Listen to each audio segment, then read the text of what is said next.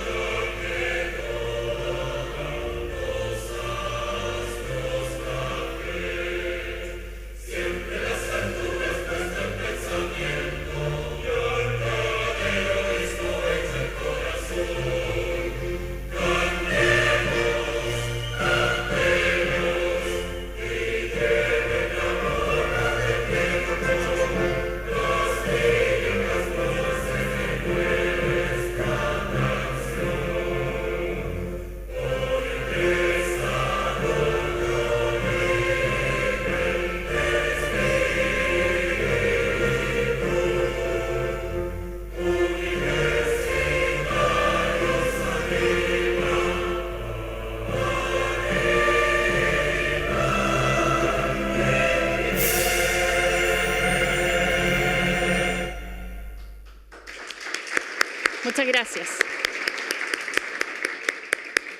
Muchas gracias. Bien, la actividad que hoy nos convoca tiene como eje central la conferencia Explorando Nuevos Horizontes, desde el océano profundo al universo profundo. Es un espacio que refleja sin duda el compromiso de nuestra universidad con la generación de conocimiento de frontera y el desarrollo sustentable. Queremos invitar a continuación al rector de la Universidad de Concepción, doctor Carlos Saavedra Rubilar, a entregarnos su saludo inicial.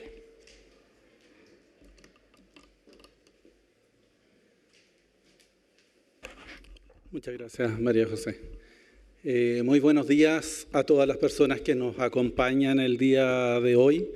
Un saludo muy fraternal y afectuoso a todas las autoridades universitarias, las actualmente vigentes y las electas. Y en esta ocasión los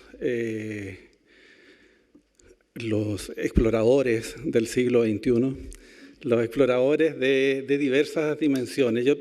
La verdad es que asociado a lo que fue la Escuela de Verano y esta idea del concepto de nuevos horizontes, y pensando que efectivamente los nuevos horizontes se construyen desde todos los ambientes de creación de conocimiento. Por supuesto que desde nuestra universidad en esta ocasión elegimos a dos protagonistas, dos personas que contribuyen fundamentalmente a la expansión de esos horizontes. Pero déjenme poner en contexto esto, porque en realidad cuando uno lee el libro acerca de la invención de la naturaleza de Andrea Wulf y la revisión de lo que fue el trabajo de Alexander von Humboldt, abriendo nuevos horizontes, nuevos espacios, y cuando él nos alerta tempranamente en esa lectura, cuando ella recuerda las primeras alertas acerca de cambio climático global a principios de 1800, O sea, cuando en esa perspectiva ya se estaban observando los primeros efectos de la revolución industrial y los impactos que tenía en algunas zonas del planeta. Pero también Andrea Wulf nos recuerda el impacto que tuvo las exploraciones de von Humboldt, por ejemplo, en la descripción de los mapas ultra precisos de la Gran Colombia y cómo impactó, ¿no es cierto?, en las dos exploraciones de Bolívar para generar la independencia. Es decir, cómo se produce esta interrelación profunda en la generación de conocimiento en los diferentes ámbitos del quehacer humano. Y en esa mirada uno recuerda acá en nuestro país en forma mucho más reciente esta conceptualización de Chile Laboratorios Naturales, que está recopilado en un libro de Aguilera, ¿se me fue el nombre? José Miguel Aguilera, que recopila el trabajo que se desarrollaba por esos años en CONICET, particularmente en el Consejo Superior de Ciencias de Fondesit, donde se plantea la idea del refuerzo de la mirada de Chile como laboratorios naturales, como espacios únicos de exploración, por la calidad de los cielos, la calidad o las propiedades, características fundamentales en términos de las condiciones excepcionales de altura, de falta de oxígeno en el norte, en la Antártica, para estudiar lo que denominamos extremófilos o seres extremos, ¿no es cierto?, que viven en ambientes especialmente desafiantes, el océano que ocupa la mayor parte del territorio nacional. Siempre nos recuerdan que somos más mar que tierra, los desafíos que tiene el océano profundo, las zonas anóxicas o de poco oxígeno en el mar, cómo se producen las circulaciones y los desafíos y los avances que paralelamente estaba teniendo nuestro país en el ámbito de la astronomía. Recuerdo el CBI por allá, por el Cosmic Background Imager, para el cual fue fundamental la Universidad de Concepción. Caltech instalado en Chacnantor, año 99, 2008, por ahí aproximadamente, donde se abre esta mirada del universo profundo, el universo primigenio, lo más temprano, 300.000 años, esto después me corrige, no mucho, ahí Rodrigo, pero el universo temprano, por ahí por 300.000 años, y pensar que fueron los ingenieros chilenos de la Facultad de Ingeniería los que operaron el CBI durante todo el tiempo que estuvo allí. Reconocido por su investigador principal, que es Anthony Redhead de Caltech, que sin los investigadores chilenos, sin la colaboración de los profesores y los estudiantes de ingeniería, no habríamos podido tener ese desarrollo en ese momento.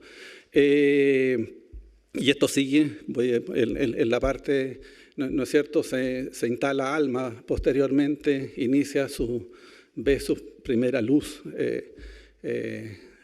aunque no es visible, pero ve su primera luz astronómica por allá por el 2011, empieza operaciones el 2013 y ha seguido entregándonos sorpresas desde esa fecha hasta hoy día. Y más recientemente James Webb, el telescopio que está en el espacio, en L2, instalado allá arriba, observando, ¿no es cierto?, el universo también, el universo temprano, pero en longitudes de onda diferentes que se complementan con ALMA y por lo mismo uno puede hacer imágenes complementarias del universo a partir de la unión de estas dos imágenes y entender fenómenos y procesos que no necesariamente entiende solo con uno.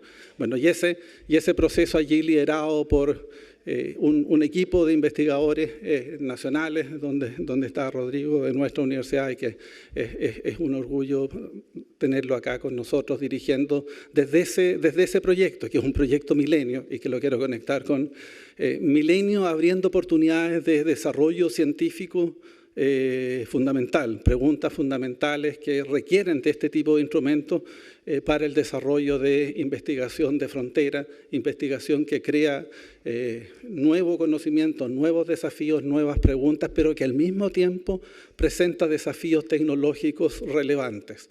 Y a pesar de que los dos son instrumentos, ALMA y James Webb son instrumentos excepcionales que están a disposición de nuestros equipos de investigación a partir de la postulación a proyectos, ninguno por sí solo da la respuesta, ¿no es cierto? Y allí entonces, a partir de la capacidad de fusionar imágenes, de resultados de ciencia e imágenes, es posible comenzar a hacer estos análisis y estas interpretaciones. Y en paralelo, las exploraciones del océano profundo allí con los desafíos del Instituto Milenio de Oceanografía, desde el año 2018, llevando adelante los diferentes aspectos de investigación. Por supuesto que la historia comienza mucho antes, pero yo la tengo que poner en un contexto abreviado, pero desarrollo de capacidades tecnológicas únicas para ir haciendo las exploraciones que nos llevan hasta los sistemas basados en Lander que actualmente disponibiliza el Instituto junto con el Centro de Instrumentación Oceanográfica para ir desarrollando estos estudios de océano profundo, entender los procesos que allí ocurren y más recientemente con las exploraciones, ¿no es cierto?, tripuladas al fondo del mar que terminan en esta exploración del año 2026 junto a la embarcación de la Academia China de Ciencias. Abriendo nuevas preguntas, ya no solo las preguntas oceanográficas, biológicas, bioquímicas, sino que también abriéndose a la exploración geológica. Y la relación entonces en la interacción allí en la placa de subducción junto a los fenómenos oceanográficos. Estas oportunidades de Chile como laboratorio natural en estos espacios únicos de exploración permiten entonces que nuestros investigadores, y la mirada es así, son nuestros exploradores del siglo XXI, son exploradores que crean y abren horizontes a partir de las preguntas científicas fundamentales que se plantean, a partir de la capacidad del liderazgo de equipos humanos científicos de excelencia, pero también a partir de la incorporación de capacidades tecnológicas únicas. ALMA, James Webb y la colección en particular de los observatorios que están en Chile, que reúnen al 70% de los observatorios más avanzados del mundo y que se complementa recién con Vera Rubin hace muy poco, o las oportunidades de fijarnos en este océano profundo con la incorporación del uso de estos sistemas tripulados que soportan 800 atmósferas, ¿no es cierto?, en el fondo marino y que presentan desafíos tecnológicos titánicos, son lo que nos van a contar nuestros exploradores. Y por eso la decisión de este año fue basarnos en las capacidades institucionales, en la Universidad de Concepción instalada a través de las personas que nos visibilizan al mundo, que nos permiten estar allí en estos espacios únicos de generación de conocimiento. Así es que más que es una inauguración de año académico, pero al mismo tiempo es un agradecimiento y reconocimiento a las personas que posicionan a la Universidad de Concepción en la frontera global del conocimiento. Así que muchas gracias a ustedes, a los equipos que lideran y a todo este compromiso por posicionar a la Universidad de Concepción en el lugar más alto de esta exploración, de esta búsqueda y construcción de nuevo conocimiento. Así que muchas gracias y felicitaciones por todos los logros que han tenido y por todos los que vienen. Gracias.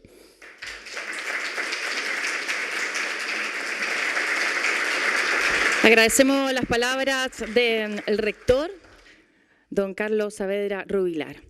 Muy bien, vamos rápidamente a dar paso entonces a la primera exposición de esta jornada. Nos va a acompañar el doctor Osvaldo Ulloa Quijada, académico del Departamento de Oceanografía de la Universidad de Concepción. Ustedes saben, director del Instituto Milenio de Oceanografía. Él lideró la expedición Atacama-Hadal del año 2022, siendo el primer ser humano en descender a la fosa de Atacama junto al empresario y explorador estadounidense Víctor Vescovo. También colideró la expedición conjunta China-Chile, como mencionaba el rector Jay Cate, del año 2026, precisamente también en la fosa de Atacama, posicionando a nuestra universidad en la vanguardia de la exploración de los ecosistemas más extremos de nuestro planeta. Durante esta presentación vamos a conocer los principales hitos de las primeras expediciones tripuladas al océano más profundo del Pacífico Oriental. Invitamos al doctor Ulloa a entregar su exposición. Doctor.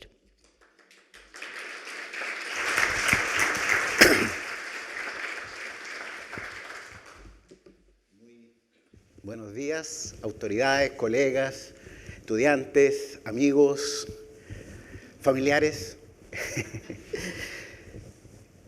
Para un niño santiaguino que vivía la aventura a través de los libros de Julio Verne, los principales documentales, los primeros documentales del océano, como eran El mundo submarino de Jacques Cousteau, ¿cierto?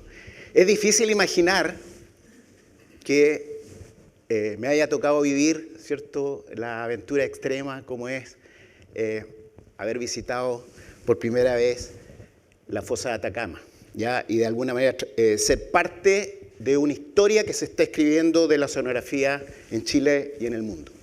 Y para eso tengo que agradecer, obviamente, a la Universidad de Concepción, y que justamente en este espacio permite por primera vez desde que estoy, hace casi 30 años, es poder juntarnos con nuestros colegas astrónomos que también están explorando el universo. Y eso, obviamente, muestra la riqueza que tiene nuestra casa de estudio y que ojalá después en el conversatorio podamos reflexionar un poco algunas cosas, porque yo creo que además de celebrar los hitos, yo creo que es nuestra responsabilidad también reflexionar y ver cómo enfrentamos el futuro, ¿ya?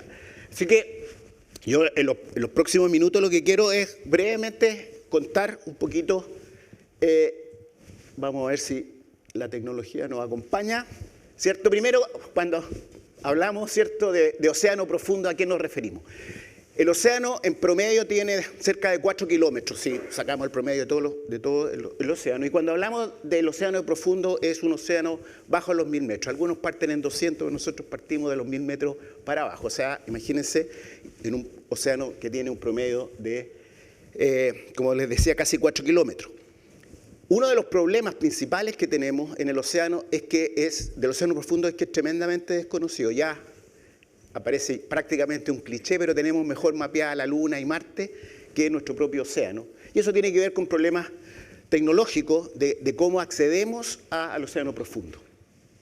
Es un mundo, como decía, poco explorado, totalmente oscuro al estar, ¿cierto?, alejado de la superficie donde incide la luz solar.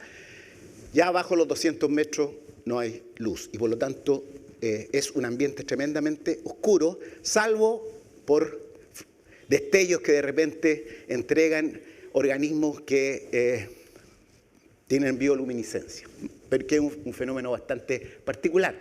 Es frío como un refrigerador en su casa, menos de 4 grados, y en el caso de la fosa es menos de 2 grados Celsius. O sea, ese es el ambiente donde se desarrollan la vida, por ejemplo, en el océano profundo, pero como ya se mencionaba, ¿cierto?, el problema tecnológico, que no lo tienen, ¿cierto?, los exploradores espaciales, es las altísimas presiones.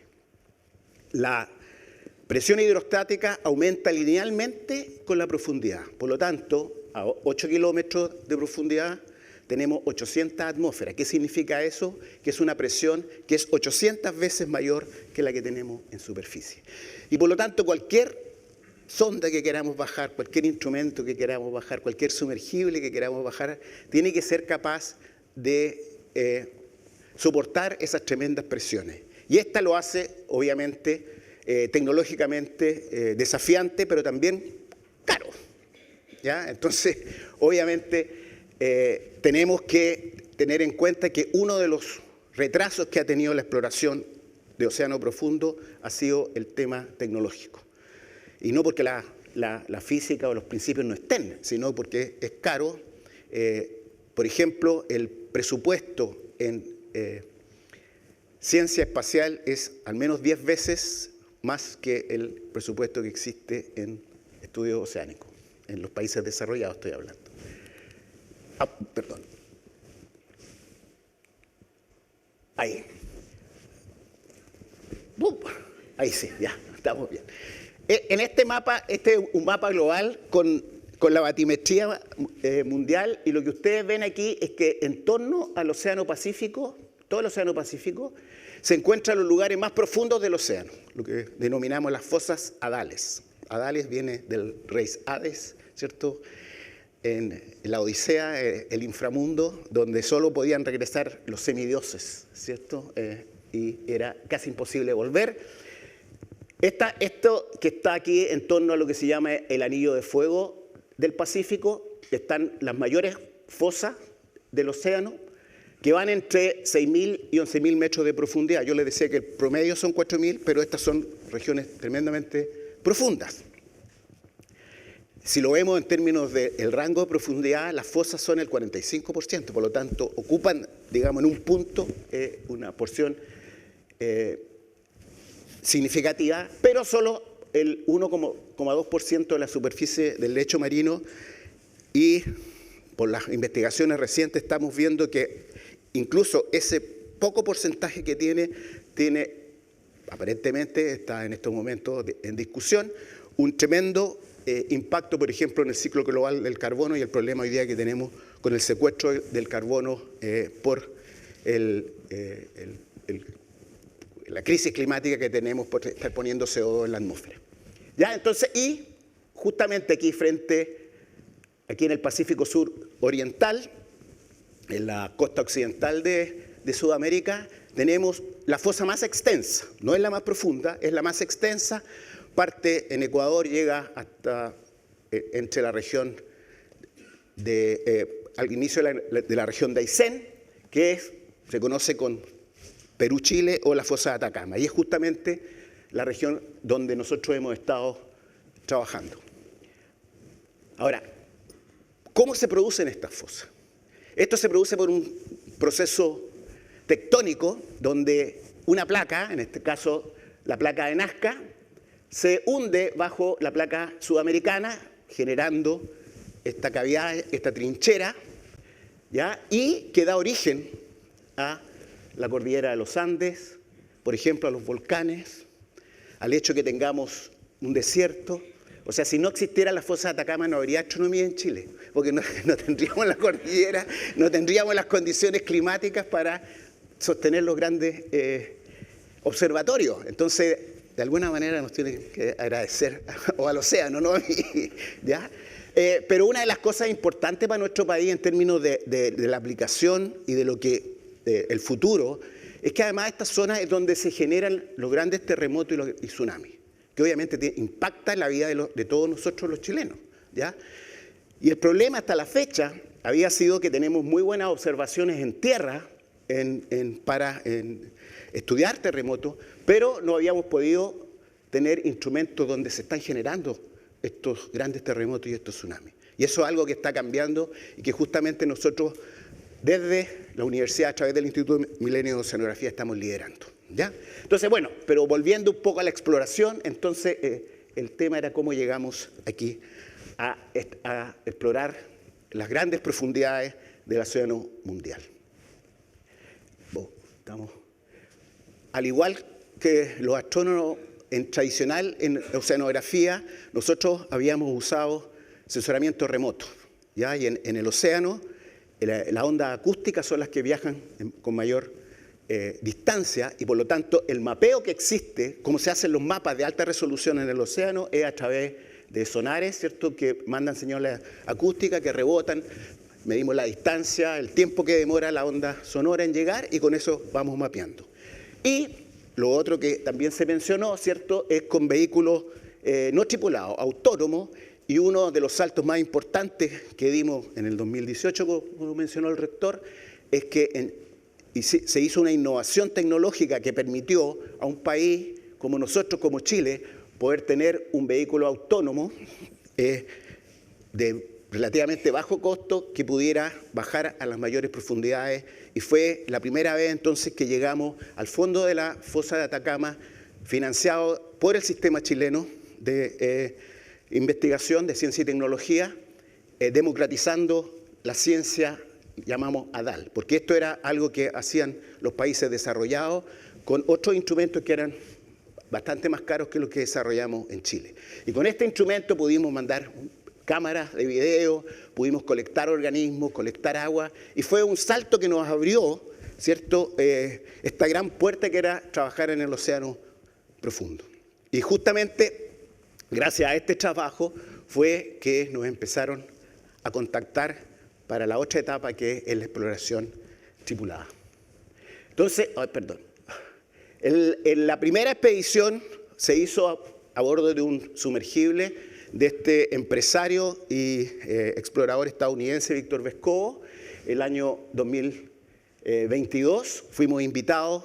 En ese tiempo hicimos 2 inmersiones. La primera inversión fui yo y en la segunda fue mi colega Rubén Escribano, también del Departamento de Oceanografía de esta universidad. Y fuimos entonces los primeros seres humanos en poder llegar abajo a la fosa de Atacama. Parte de nuestro territorio está dentro de las 200 millas marinas, por lo tanto, la fosa de Atacama es parte de lo que es Chile. Y por lo tanto, de alguna manera, nosotros estábamos contribuyendo a hacer soberanía, porque éramos nosotros, ya no éramos los Sherpas, ¿cierto?, que ayudábamos a otros a llegar a la cima, sino que estábamos siendo partícipes activos de esta exploración. Ahora, en esta exploración, el sumergible llevaba videos y podíamos ir viendo a través de las ventanillas. Y obviamente, lo primero que nos impresionó cuando llegamos abajo era la gran cantidad de vida que había. Nosotros pensábamos que esto iba a ser un desierto y resulta que habían, por ejemplo, pepinos de mar, que son, nosotros llamamos holoturia, que reptan sobre los sedimentos comiendo la materia orgánica que llega desde la superficie, anémonas marinas y una diversidad bastante más grande de la que se había visto en otras fosas. Víctor Vescovo fue uno de los primeros comentarios que hizo, fue que él no había visto tanta vida en nuestra, como la que existía en la fosa de Atacama.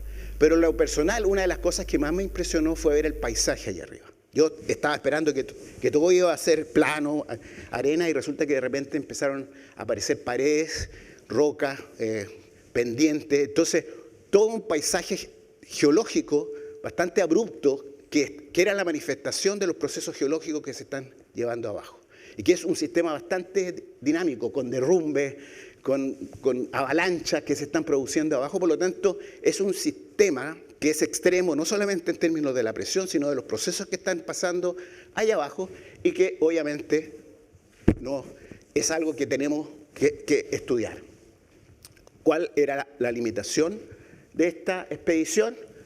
En el sentido que fue una expedición exploratoria. El objetivo principal era llegar por primera vez, filmar, ¿ya? Y con vehículos de estos no tripulados autónomos que también llevábamos, logramos colectar organismos. O sea, la ciencia no se hizo con el sumergible, sino el sumergible fue lo que nos permitió explorar, ¿ya? Y llegar arriba y ver con nuestros propios ojos.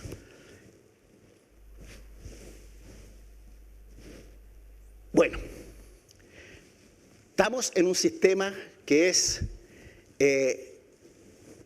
sin luz a mucha profundidad, y el paradigma, lo que nosotros veníamos estudiando, y de hecho pusimos trampas de sedimento, es que la vida del océano profundo depende de lo que está cayendo, del material que se produce en superficie, que se produce, ¿cierto?, como finalmente en fotosíntesis. Nosotros, ¿cierto?, si no existieran las plantas, nosotros no tendríamos que comer aquí. Pues todo depende finalmente de lo que se produce en superficie por fotosíntesis, ¿cierto?, donde el CO2 se combina con el agua y la energía la provee el sol y se forma materia orgánica. Esa materia orgánica nosotros estábamos convencidos que era lo que estaba alimentando el fondo marino, pero también sabíamos que existen otro tipo de sistemas que en ciencia hablamos de quimiosíntesis, donde la energía viene de compuestos químicos reducidos, como el metano o el hidrógeno sulfurado, que son ricos en energía y que hay organismos, particularmente bacterias, que lo ocupan como fuente de energía en vez del sol. Pero los organismos que se conocen, que son de la fauna, que, por ejemplo, aquí este dibujo, ¿cierto?, de un gusano, no tienen tracto digestivo, no tienen boca, no tienen ano, sino que dentro de sí tienen bacterias que son las que ocupan esta energía, producen la materia orgánica y es eso lo que hace que se alimenten los organismos, ¿ya? Entonces no dependen de la luz, de lo que le está llegando de la superficie, ¿ya? Y eso es lo que llamamos quimiosíntesis. Bueno, esto es un trabajo que salió el año pasado en la portada de la revista Nature, donde los colegas de China, con el sumergible, que fue el que después, en el cual estuvimos nosotros, descubrieron una comunidad quimiosintética a las mayores profundidades. En la primera vez que se descubren una fosa, estas comunidades que no dependen de lo que está cayendo de la superficie, sino que depende de los fluidos que están emergiendo por procesos geológicos, ¿ya? Y fue el descubrimiento que tomó la portada de Nature. Además, la científica líder fue considerada el año pasado una de las 10 científicas, de las 10 investigadoras a nivel mundial que más impactaron la ciencia en todo el planeta. Ya fue realmente un descubrimiento tremendo, porque esto nos pone en otro paradigma. Nosotros creíamos que todo dependía de lo que pasaba en el Sol y ahora nos está diciendo que hay procesos geológicos y esto tiene que ver, quizás lo alcancemos a conversar aquí con Rodrigo, ¿cierto? Implicancias, por ejemplo, para la astrobiología. ¿Ya? ¿Y qué es lo que encontramos? Habían comunidades de gusanos, comunidades de almejas que ustedes ven, que están dependiendo de la energía que está saliendo de los procesos geológicos, ¿ya? Entonces, para no avanzar rápido. Entonces, bueno, nos contactaron hace ya 3 años, los colegas de China vinieron, firmamos un convenio aquí con la Universidad de Concepción, empezamos a trabajar en los permisos que trabajar en Chile, digamos, estamos en estos momentos con, digamos, todo depende finalmente de la autorización de la autoridad, especialmente la Armada, el Ministerio de Relaciones Exteriores, el Ministerio de Minería en este caso. Bueno, pero realizamos esta expedición y yo les contaba que en la primera hicimos solo 2 inversiones. Este verano hicimos 36 inversiones, de las cuales 9 chilenos pudieron descender, ya no 2 como las anteriores, entre ellos la primera mujer que bajó en el mundo, que bajó a la fosa de Atacama, una chilena, una geofísica, una postdoc del instituto y que está en la Católica en Santiago, ya además de una geóloga del Cernagiomín, que también trabajamos con una entidad pública, el Servicio Público, el Servicio de Geología y Minería de Chile. Por lo tanto, bajamos, ahí estamos con la piloto y mi colega Mengran Du, que es la que yo les contaba que fue reconocida el año pasado como la científica, uno de los científicos que más impactó la ciencia en el mundo. Bueno, y recorrimos desde Caldera hasta Pisagua, de nuevo, 36 inversiones, todos los días, ¿ya? Inversiones que duran en total del orden de 12 horas, de las cuales 10 estamos sumergidos. 2 horas y media bajando, 6 horas navegando y 2 horas y media subiendo. Bueno, obviamente volvimos a ver estos paisajes allá abajo, llevamos bastantes cámaras en estos momentos, nosotros llevamos siempre a alguien, un camarógrafo audiovisual y por lo tanto estamos también trabajando en un futuro documental, ¿ya? Pero una de las diferencias más grandes, si no quizás la más grande, es que esta nave lleva 2 vasos robóticos, los que nos permitía tomar muestras, por ejemplo, aquí ahí tienen agua, sedimento, roca. Por lo tanto, el material que hemos logrado colectar es por primera vez, no lo tenemos, no lo habíamos tenido nunca. Y eso, indudablemente, para la ciencia que se viene es increíble. La mitad del material quedó en Chile, la mitad del material se fue a China, estamos en colaboración. El Cernagiomín está haciendo los mapas geológicos, nosotros estamos analizando las especies, o sea, hay un montón de historias que van a aparecer de esta expedición. Estamos pensando el postular y que el próximo año podamos hacer desde Caldera hasta Concepción para seguir explorando. Así que con esto quiero terminar y solamente, ya que estamos en el inicio del año académico, dejar una pequeña mensaje para los jóvenes, ¿cierto? Ya que algunos ya nos estamos viendo, ya partiendo casi de la universidad, así que hay que atreverse y ser audaz, ¿ya? Y como dice, explorar y descubrir la belleza y los secretos que existen en las profundidades del océano nos enseña a amar y a entender mejor la naturaleza de la que somos parte y ojalá enfrentar con mayor humildad y esperanza el futuro. Muchas gracias.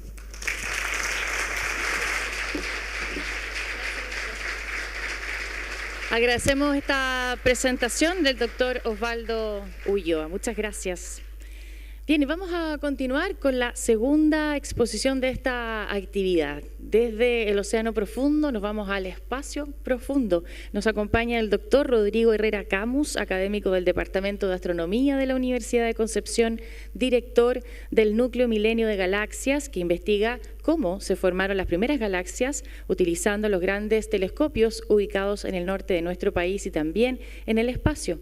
Entre sus contribuciones destaca el programa Cristal, el primer programa a gran escala del Observatorio ALMA, liderado desde Chile, que ha permitido observar galaxias tal como eran hace más de 13.000 millones de años, aportando así, y cómo no, conocimiento sobre el origen del universo. Invitamos ahora al doctor Herrera Camus a hacer su presentación.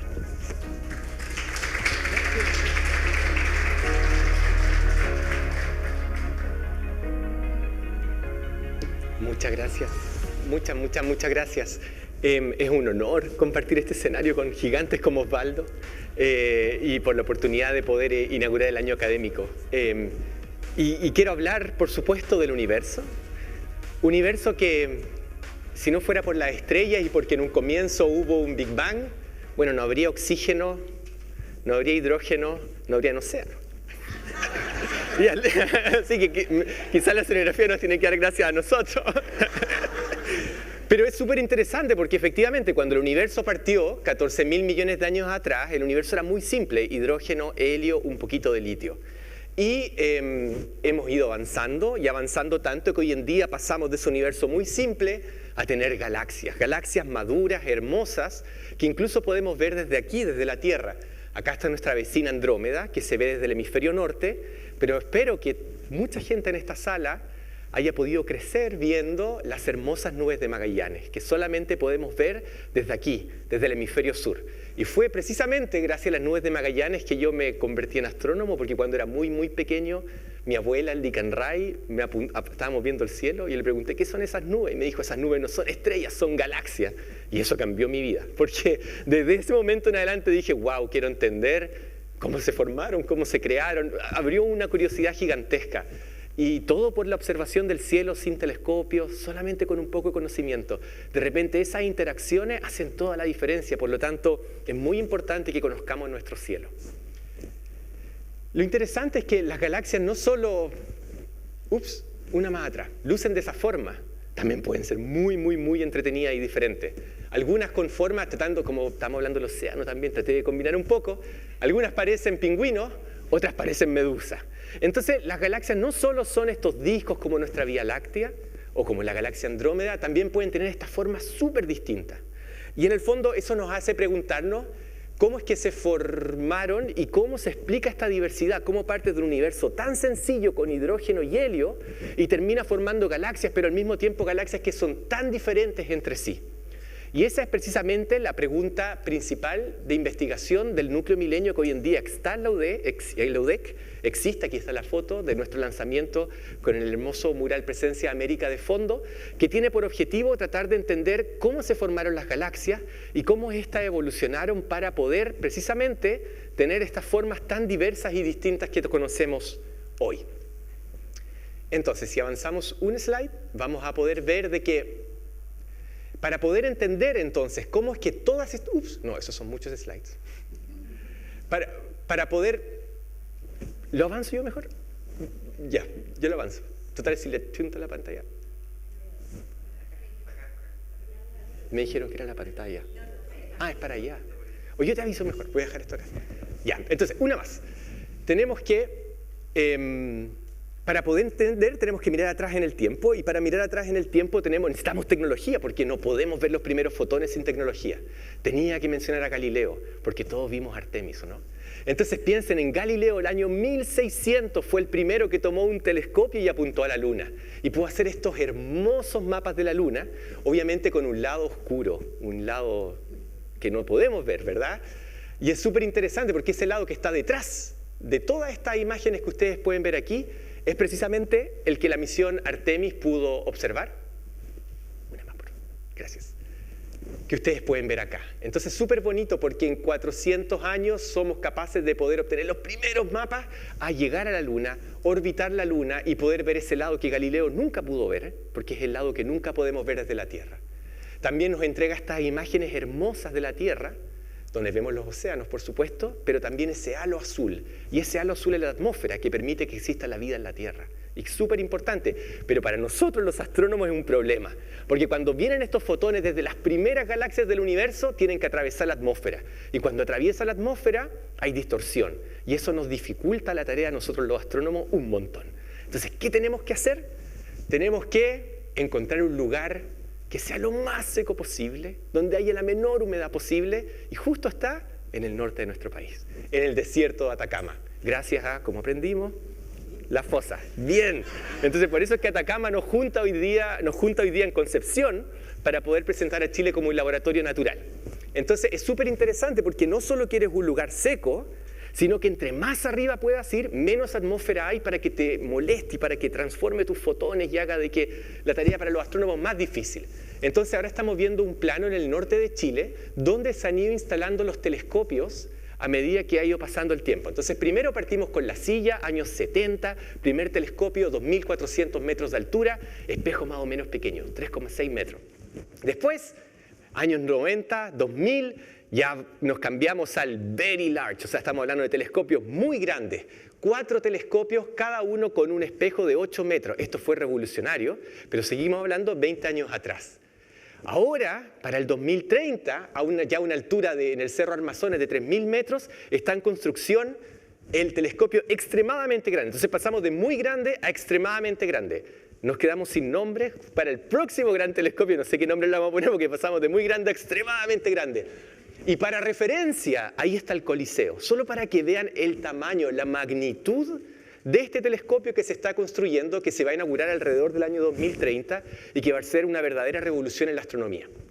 Después, a 5.000 metros de altura, ya seguimos y seguimos levantándonos, tenemos el telescopio ALMA, que nuestro rector mencionó al comienzo, 54 más 12, 66 antenas, y ahí estoy yo chiquitito para que vean una referencia de lo grande que son estas antenas, y ya a 5.000 metros estamos pudiendo al fin capturar esos fotones que vienen de las primeras galaxias. Pero no nos detenemos ahí, si ven hay otro cerrito, y hace 2 semanas tuve la oportunidad de ir ahora a 5.600 metros de altura, donde inauguramos el telescopio más alto que existe en la Tierra. Este se llama el Fred Young Submillimeter Telescope, que tiene un espejo de 6 metros y que realmente está empujando las fronteras del conocimiento, y todo esto está ocurriendo en Chile, en el norte de nuestro país, y nos transforma en la capital mundial de la astronomía.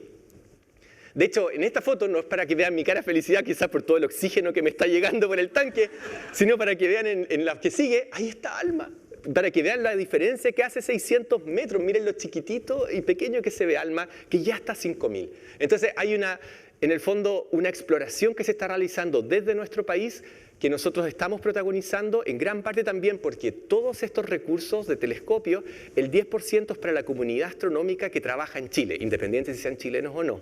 Y eso ha permitido que la astronomía se desarrolle muy fuerte en este país. Ahora, todo esto obviamente implica tecnología. ¿Por qué? Porque el fotón que viene viajando y llega a nuestros telescopios en el norte, una vez que llegue lo tenemos que tratar con mucho cariño para que nos cuente toda la historia que nos quiere contar. Y esto requiere un gran desarrollo tecnológico, desde espejos y óptica hasta receptores. Las cámaras CCD, que hoy día están en todos los teléfonos de nosotros, fueron desarrollados para la astronomía. La cámara CCD más grande del mundo se encuentra en este minuto en el telescopio Vera Rubin en el norte. Y todo este desarrollo tecnológico es clave. En Chile, gran parte de este desarrollo que existe se ha desarrollado en Europa y en Estados Unidos. Pero eso no quiere decir que nosotros no lo estemos haciendo desde acá. De hecho, con muchísimo orgullo puedo decir que el profesor Rodrigo Rips, en el Departamento de Astronomía de nuestra universidad, está liderando la instalación de un telescopio a 5.000 metros de altura.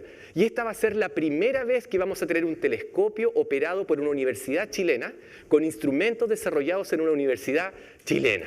Entonces, esto es un paso ultra pionero, liderado por Rodrigo, por el cual agradecemos el apoyo que ha tenido la universidad y que requiere también por lo mismo del continuo apoyo para que sigamos liderando la astronomía desde el sur. Porque los astrónomos no necesitamos estar en el norte. Y me preguntaban, ¿pero cómo eres astrónomo desde Conce? Porque hoy en día los datos viajan de un lado a otro, eso no es problema. Desde Concepción perfectamente podemos liderar la astronomía en nuestro país. Y ahora, si queremos ir más arriba, déjenme contarles que tenemos la opción. De hecho, existía un observatorio que se llamaba Sofía, y es una idea súper loca. ¿Qué pasa si tomamos un Boeing, le hacemos un hoyo, le ponemos un telescopio y volamos más alto que los aviones normales, que vuelan como 11.000 metros y vamos a 17.000 metros de altura? Y eso es lo que uno puede hacer. Uno se puede subir a estos aviones, y esta historia, aquí puedo contarles muchas historias, porque una base secreta a Estados Unidos me costó un montón tener el permiso para ir.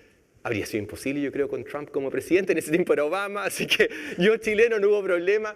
Aún así, me acuerdo, así, anécdota es como, aún así por ser extranjero me dieron este como badge que era rojo, lo que quiere decir que si aún que quería ir al baño tenía que ir con alguien al lado. Así, quería ir al baño y venía esta persona conmigo y de verdad estaba conmigo al lado, a ese nivel de top secret. Pero bueno, pude ir, pudimos volar, fue realmente hermoso. Y finalmente, la siguiente frontera es el espacio.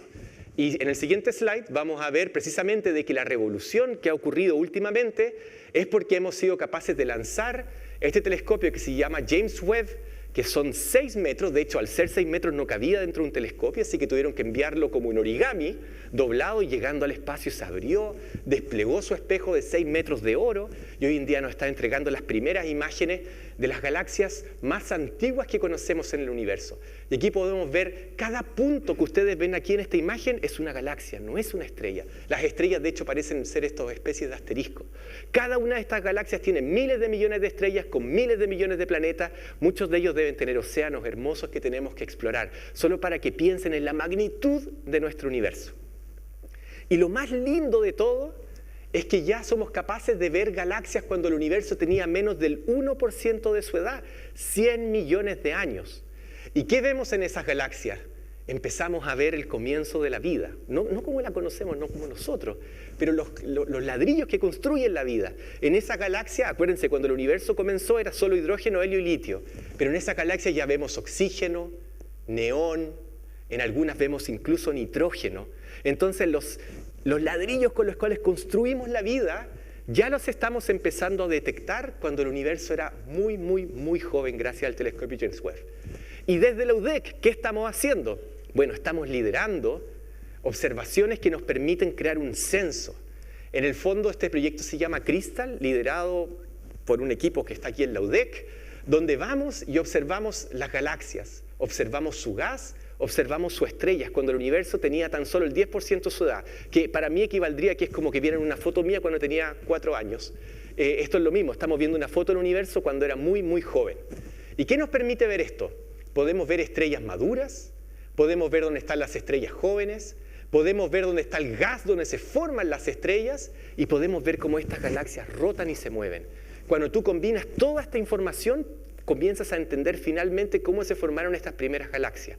Galaxias como nuestra galaxia, que en el fondo permiten que después se desarrolle la vida. Y para ir terminando, y para un mensaje en un mundo con tanta guerra y tanta dificultad, hace 2 años nos juntamos todos los científicos que estamos trabajando en este proyecto, entre los cuales, me encanta decirlo, hay científicos de Irán, hay científicos de Rusia, de Estados Unidos, de China. No hay fronteras, hay curiosidad y ganas de querer hacer avanzar el conocimiento del mundo independiente del país. Juntamos todas nuestras ideas, resumimos todo lo que hemos aprendido combinando ALMA y James Webb y escribimos este review que para muchos estudiantes está escrito en un lenguaje que ustedes pueden leer porque está escrito para astrónomos y para no astrónomos, que precisamente cuenta la historia de cómo se forman las primeras galaxias en el universo gracias a lo que aprendimos con el telescopio ALMA y el telescopio James Webb. Y para finalizar, me gustaría dar un mensaje que viene desde el norte y desde el sur. Desde el norte, y esto es para todos, jóvenes y más viejitos en esta sala, recordar las palabras y los versos de Gabriela Mistral, que fue alguien que nació con un cielo privilegiado sobre su cabeza y escribió: tanto fervor tiene el cielo, tanto ama, tanto regala, que a veces yo quiero más la noche que las mañanas. Si ustedes no han visto las nubes de Magallanes en un cielo estrellado, que sea la meta de este año poder verla, y que resuenen estos versos de Gabriela cuando ustedes vean esas nubes y digan: wow, ¿ok? Esa es mi tarea para ustedes.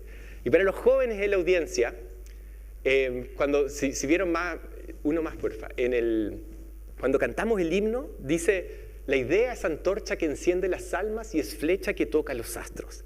Y me quiero centrar en la palabra idea, porque en una época de inteligencia artificial, donde quizás todos tienen miedo de que de alguna forma podemos ser reemplazados por lo que viene, yo creo que esto es lo clave. Las ideas, la creatividad, la gana de ser explorador y querer expandir las fronteras del universo son tan inherentemente humanas que no creo que las podamos reemplazar.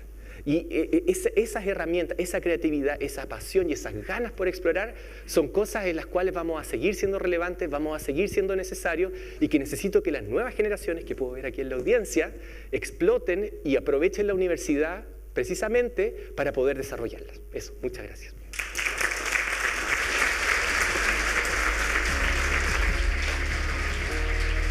Muchas gracias, Rodrigo, muchas gracias. Sí, asiento.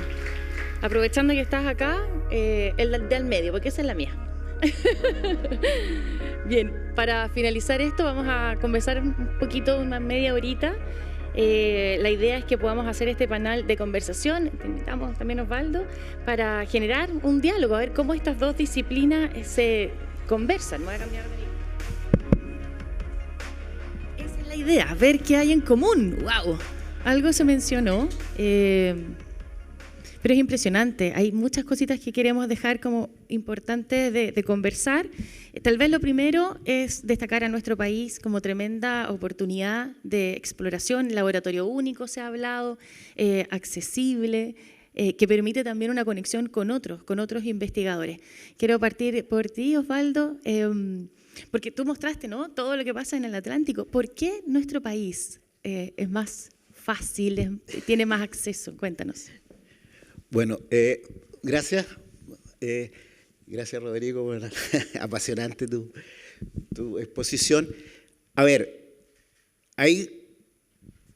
yo soy un poco crítico cuando se habla de laboratorios naturales, no por el hecho en sí, sino que yo creo que nosotros tenemos que siempre hablar desde el lugar del que venimos y de lo que somos. Nosotros somos un país mediano, no somos una potencia mundial científica y con una población relativamente pequeña, y por lo tanto yo lo que sí rescato son las ventajas comparativas que tenemos como país.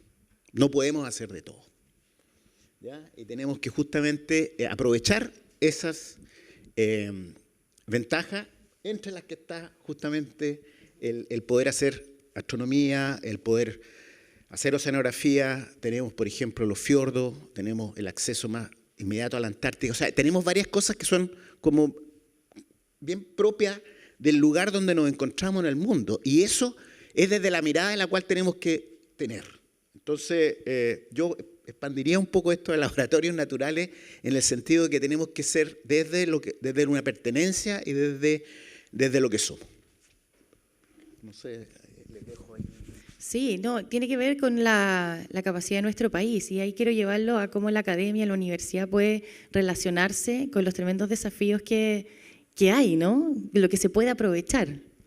Exactamente, o sea, están las dos cosas. Está tratar de contestar preguntas de ciencia más básica y profunda que vienen de la curiosidad, que vienen de las ganas de aprender y entender de dónde venimos, cómo se formó la fosa, cómo se formó la Tierra, cómo se formó el universo, y también de entender de que todo este desarrollo tecnológico puede llevar al avance de nuestra sociedad.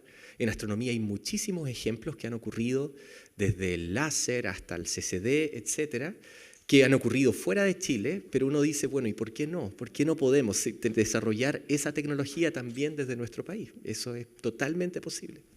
Veía en las presentaciones la tremenda el tremendo obstáculo que es la presión. Me acordaba de la gravedad a propósito de Artemis. O sea, cómo la diferencia de tecnología que se ha ido desarrollando, cómo no somos capaces, no hemos sido capaces en el mundo, independiente de nuestro país o de la academia, cómo no hemos sido capaces de ver qué pasa en nuestra costa.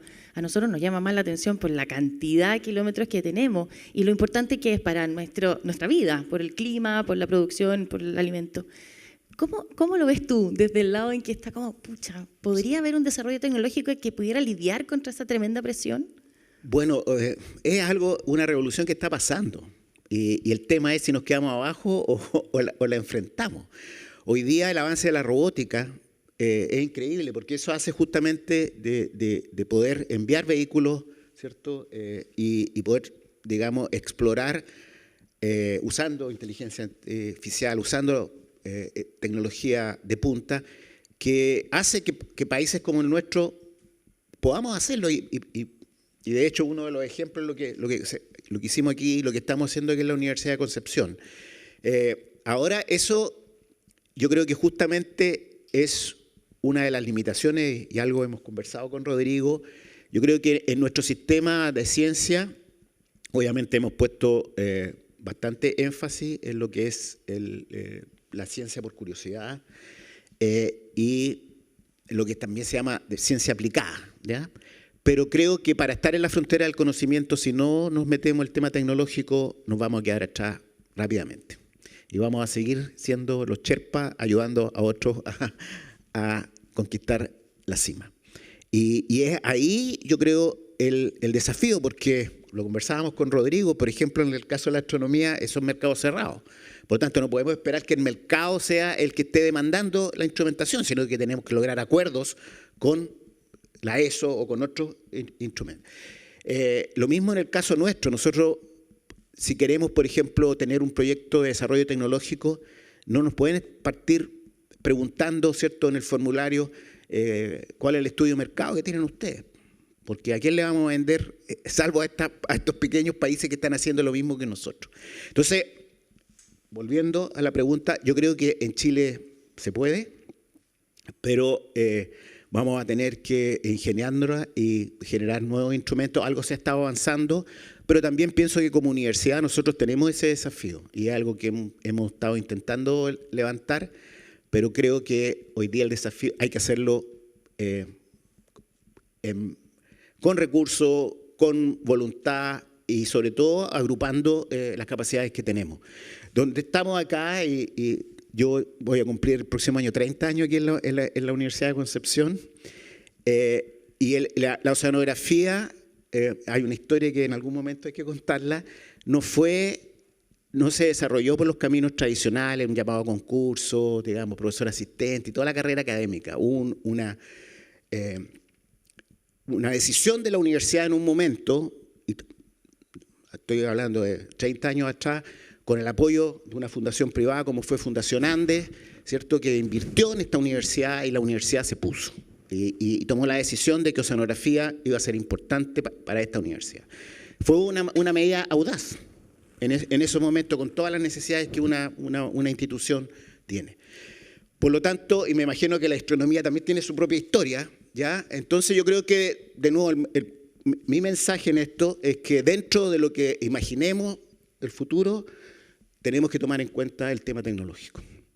Bien, ampliar la conversación. ¿Cómo la experiencia de la observación, de la astronomía, puede servir a lo que es la oceanografía? Sí, los paralelos son bonitos porque ustedes bajan a 6.000 metros y nosotros tratamos de escapar y subir 6.000 metros. Y también en términos de presión no hay nada más vacío que el universo, a pesar de que no está completamente vacío. Y yo creo que en el fondo hay, como tú decías, el desarrollo tecnológico es importante, pero las oportunidades también lo son. Y en Chile se está desarrollando la astronomía de forma increíble. Vamos a ser la capital mundial de la astronomía. Y la pregunta es, volviendo un poco a la Universidad de Concepción, ¿dónde vamos a estar nosotros cuando ocurra esta revolución?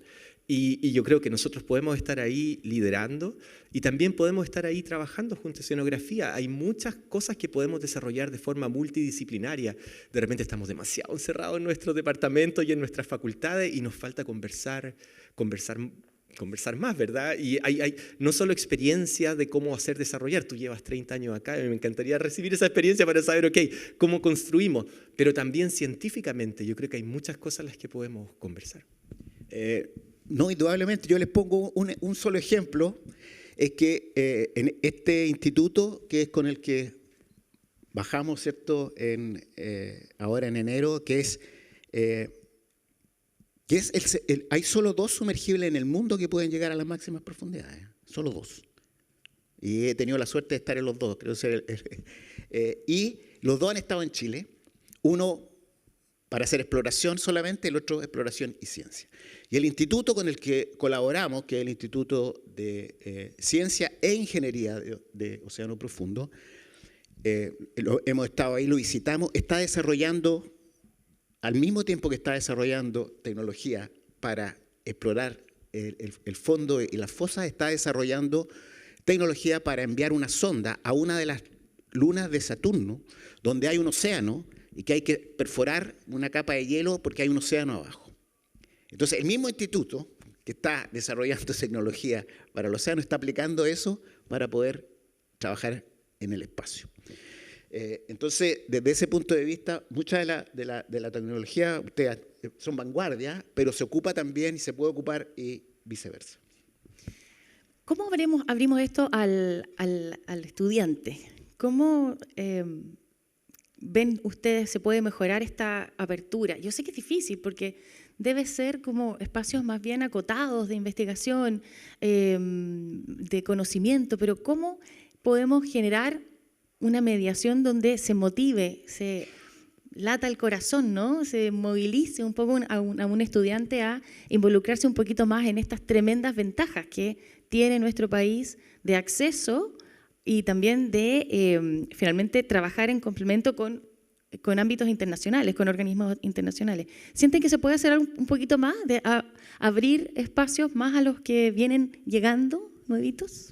Sí, eso es interesante porque la astronomía es tan popular en este minuto en Chile que siento que hay mucha gente que quiere estudiar astronomía. Y yo creo que tanto para oceanografía como para astronomía, lo primero es que haya esa pasión y esas ganas por querer explorar y por querer estudiar. Yo creo que el mayor tesoro de Chile, no, más que Atacama, también es la capacidad que tienen nuestros jóvenes. Y yo lo veo en nuestros estudiantes. Entonces, tengo harta esperanza en el país porque aun cuando, no sé, pasara algo en Atacama, que no pudiéramos hacer más oceanografía o más astronomía, yo creo que aún sigo pensando y rescatando que lo más importante que tenemos en nuestro país es su gente, que puede sonar medio cursi, pero es verdad, hay toda una capacidad creativa y de inteligencia que tenemos que desarrollar, y yo creo que es nuestra responsabilidad como universidad poder tomar eso y poder desarrollarlo al máximo. Sí, bueno,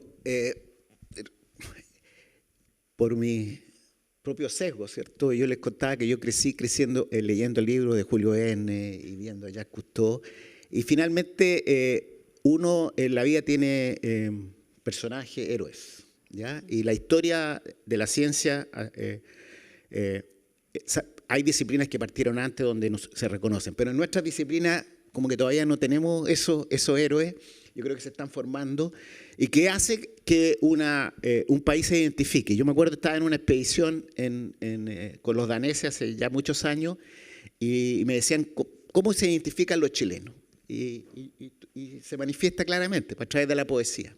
O sea, yo creo que todo chileno se identifica, ¿cierto?, con Gabriela Mistral, con Nicanor Parra, ¿cierto?, con Pablo Neruda, pero pocos se identifican con los científicos que ha producido Chile. Y yo creo que justamente uno de los aspectos que tenemos que rescatar es el cómo, de nuevo, a la universidad, cómo enseñamos a través de la investigación que se ha hecho en Chile. Yo, por ejemplo, enseño en una facultad de ciencias naturales, ¿cierto?, y oceanográfica, y llego a posgrado y les pregunto a mis estudiantes de que entran a estudiar el curso de oceanografía biológica si alguien conoce a Maturana y Varela, y nadie lo conoce. Y eso no viene de acá, viene de nuestro colegio, de nuestra enseñanza. Seguimos usando historias, modelos, libros de otra gente de afuera. Una anécdota, la teoría de la tectónica de placas, que se genera en la década de los 60, la mayor evidencia científica se obtuvo aquí frente a Chile, con los trabajos de los geofísicos.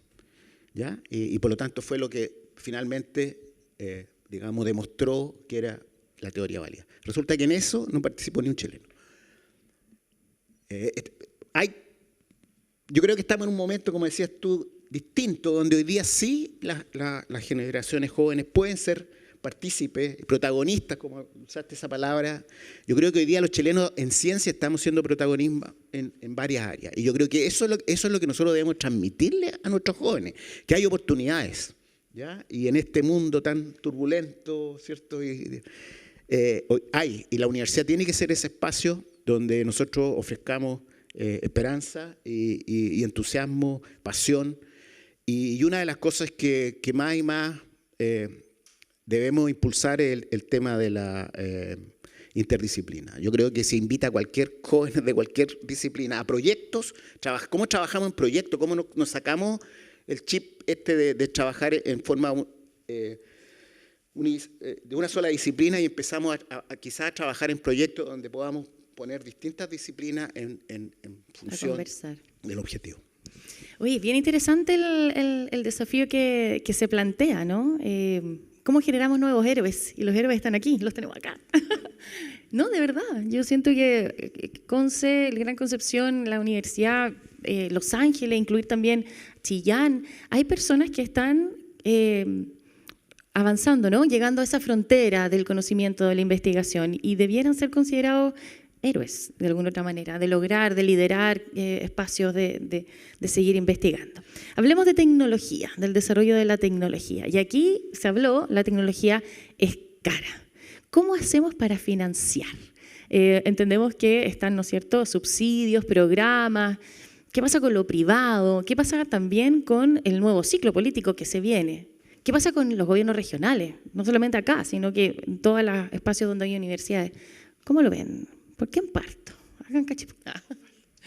Yo podría brevemente, porque yo creo que Osvaldo va a tener una respuesta más larga y contundente, pero brevemente quería mencionar que en nuestro caso, por ejemplo, el desarrollo del telescopio LST, Leighton Chagnator Telescope, que está desarrollando Rodrigo Reeves, tiene una componente muy importante de apoyo estadounidense y chino, pero también regional y también de la universidad. Y ese apoyo ha sido clave para poder desarrollar un proyecto de esta envergadura. Entonces, yo creo que tenemos buenos ejemplos de éxito donde esto está funcionando y puede seguir funcionando y va a producir fruto.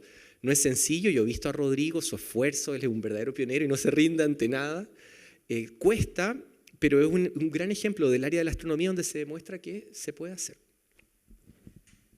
¿Qué pasa en la oceanografía? Bueno, yo creo que lo primero que tenemos que convencer al gobierno central que desde la universidad y desde regiones podemos contribuir a la ciencia mundial. Yo creo que todavía hay un sesgo respecto a las universidades regionales de que solo tenemos que preocuparnos de los problemas locales. Al mismo tiempo, hacer entender a nuestra región de que desde aquí estamos contribuyendo justamente a la ciencia mundial, a la ciencia global y al país. Que no ha sido una tarea, en el caso nuestro ha sido tremendamente difícil poder convencer, ¿cierto?, que desde aquí podemos estar trabajando en el norte, en la fosa de Atacama, con todos los problemas que esta región tiene. Pero yo creo que también es una tremenda oportunidad acá. Aquí, por ejemplo, con el lander que nosotros construimos, nosotros ocupamos empresas locales. Diseño local, las baterías se construyen aquí, los circuitos se están construyendo aquí. Y eso abre una oportunidad para poder conectarnos con el sector privado, sobre todo las empresas locales que entiendan que aquí hay una oportunidad. Hay que, obviamente, generar instrumentos y eso, pero yo, igual que Rodrigo, soy optimista y yo creo que lo que tenemos que es articular un relato, ¿cierto?, que ponga a nuestra universidad en eso.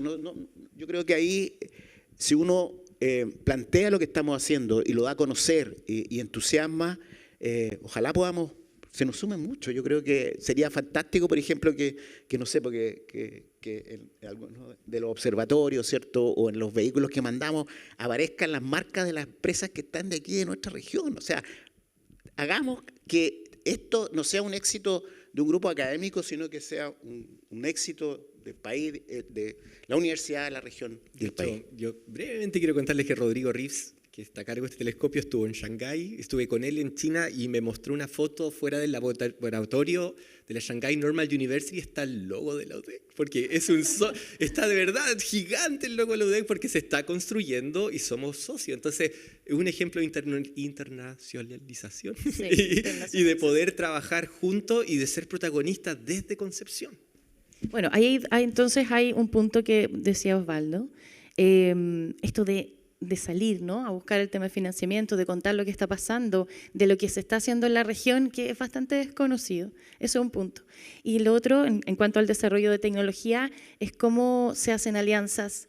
Y yo le preguntaba antes de partir, ¿cómo es el trabajo? Porque, por ejemplo, Chile cuando exporta lo hace a través del ministerio, bien centralizado. La región, ¿puede una región hacer negocios, región con región, por ejemplo, saltándose el tema central? ¿Qué pasa aquí? ¿Qué pasa cuando hablamos de ciencia? ¿Podemos trabajar universidad con universidad?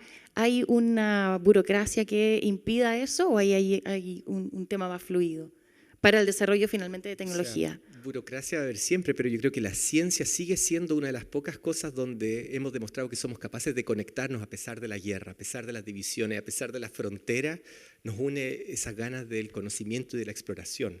Entonces, si hay un grupo de personas a quien le confiaría poder encontrar la manera de hacerlo, ya, pues, yo creo que los científicos son un grupo de personas que lo pueden conseguir.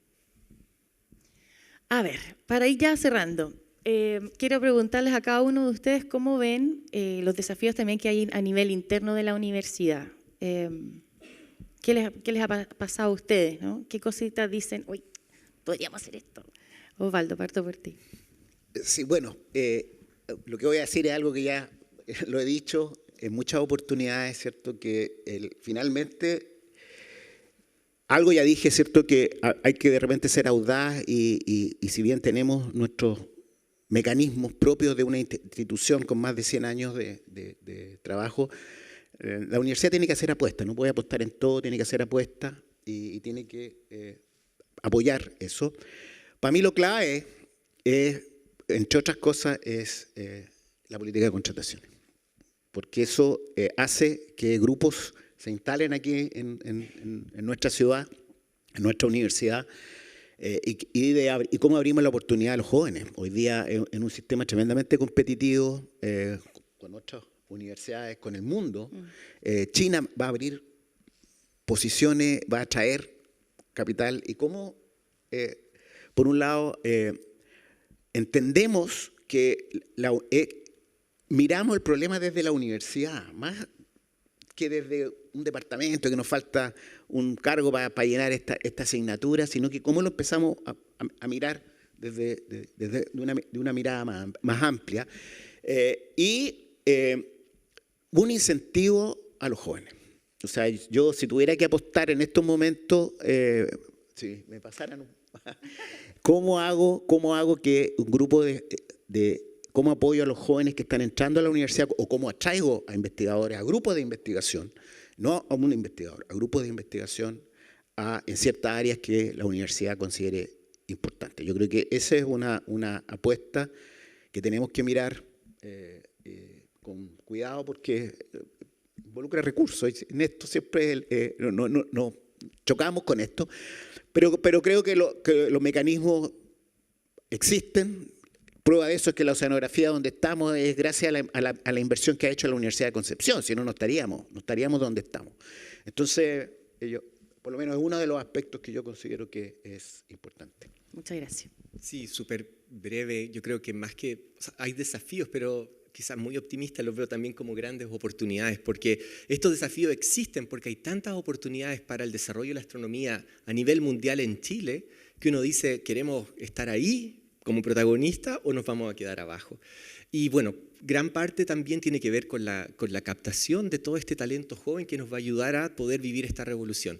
Como Departamento de Astronomía estamos contratando 2 profesores este ciclo, recibimos más de 80 postulaciones, nos están visitando ahora desde el Space Telescope una candidata, o sea, la cantidad de gente con unos currículum impresionantes que quieren venir a Concepción, que quieren hacer astronomía desde acá. Entonces, en el fondo, como universidad, tenemos que crear todas las formas de atraer a esta gente que trabaje con nosotros y nos ayude a ser protagonistas en esta nueva fase que viene.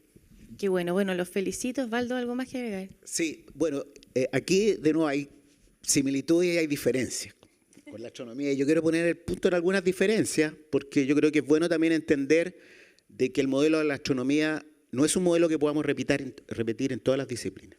¿Ya? Nosotros no tuvimos la suerte de que toda la comunidad astronómica del mundo quisiera poner su telescopio en Chile. En oceanografía eso no ha sido así. El desarrollo de la oceanografía ha sido prácticamente con inversión chilena, ¿ya? Con todo lo que eso significa.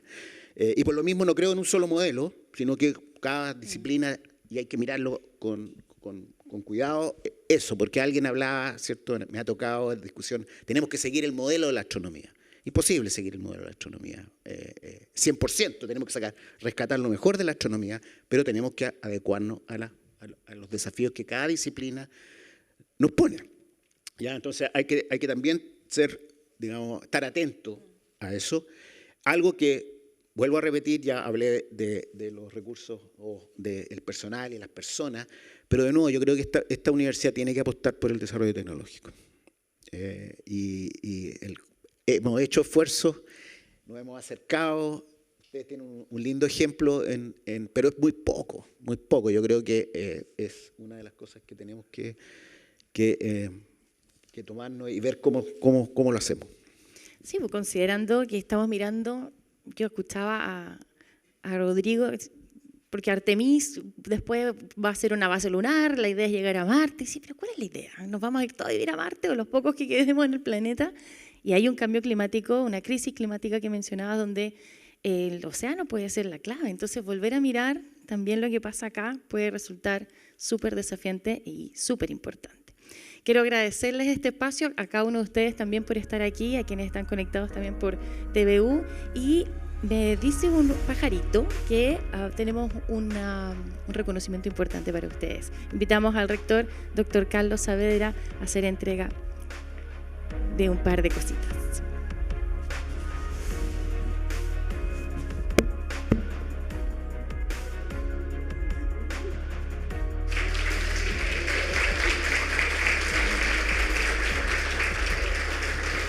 A estos tremendos héroes, sin duda héroes, ejemplo, ojalá que sean motivación para la universidad, para lo que se viene. Muchas gracias. Y a seguir difundiendo lo que han realizado. Muchas gracias. Bien, de esta manera vamos finalizando esta... Ay, nos falta una fotito. Ahí sí, ahí está. Me voy a correr.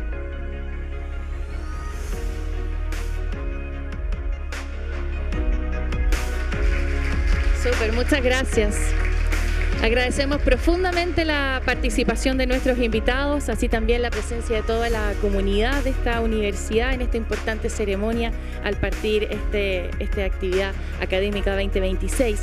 Así, la Universidad de Concepción está reafirmando a través de este encuentro el compromiso que hay con la excelencia, la innovación y el desarrollo de conocimiento que por supuesto debe estar al servicio de la comunidad, de la sociedad.